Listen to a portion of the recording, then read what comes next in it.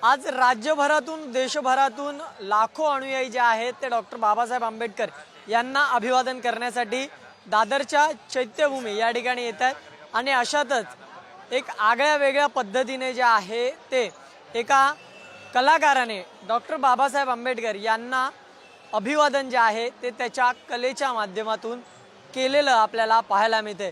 मी सध्या छत्रपती शिवाजी महाराज पार्कच्या प्रवेशद्वारावर आहे आणि या ठिकाणी आपण जर पाहिलं तर जी औषधं आहेत, आपल्या औषधाच्या गोळ्या आहेत, त्यांच्यापासून या ठिकाणी डॉक्टर बाबासाहेब आंबेडकर यांची ही जी हा जो पुतळा आहे तो या ठिकाणी तयार करण्यात येतोय आणि या ठिकाणी जर आपण पाहिलं तर त्या ठिकाणी लिहिलेलं वाक्य सुद्धा आपल्याला पाहायला मिळतंय, माणसाच्या प्रत्येक रोगाची गोळी इथे वेगळी आहे, तू मात्र माणसांच्या मेंदूतला भेदाचा रोग बरा करणारी एकमेव गोळी आहे, प्रिय बाबा तुला विनम्र अभिवादन, आपलाच कैलास खानजोडे। आणि कैलास माझ्या सोबत स्वतः आहे।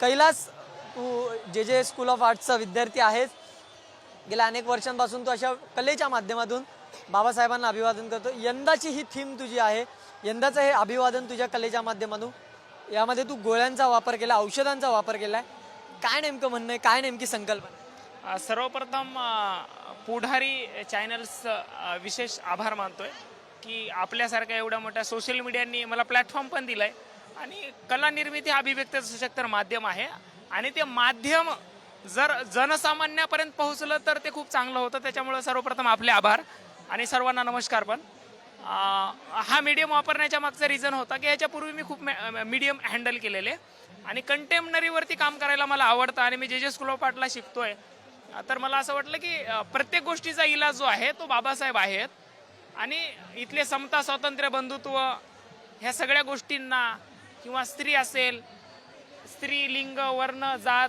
प्रसार माध्यमे, शासन, न्यायव्यवस्था, न्यायपालिका, विधिमंडळ, न्याय, बंधुत्व, स्वातंत्र्य, समता ह्या प्रत्येक गोष्टीचं इंजेक्शन मी लावलेलं आहे आणि त्या इंजेक्शनचं नाव भारताचं संविधान आहे। आणि मला वाटतं की भारतीय संविधान एक असं आहे, भारतातलं एक दिव्य ग्रंथ आहे की ते प्रत्येक गोष्टीला न्याय मिळते, प्राणी मात्रापासून ते प्रत्येकासोबत, सर्वसामान्याला सुद्धा, आणि प्रत्येक गोष्टी तिथे सॉल्व्ह होतात।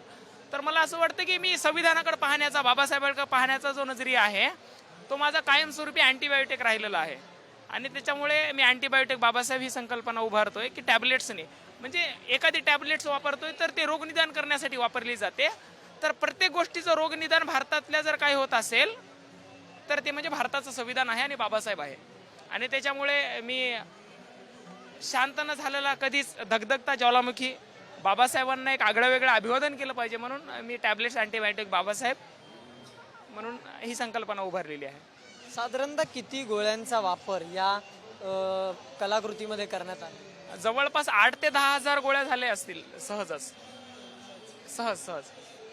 या आधी सुद्धा कोणत्या कोणत्या कलाकृती याच्यापूर्वी मी केलेल्या आहेत। महापरिनिर्वाणाची जी कन्सेप्ट केलेली आहे त्याच्यापूर्वी मी स्केच केलेलं आहे, म्हणजे आमच्या आयुष्याची रेखाटणी करणारे बाबासाहेब।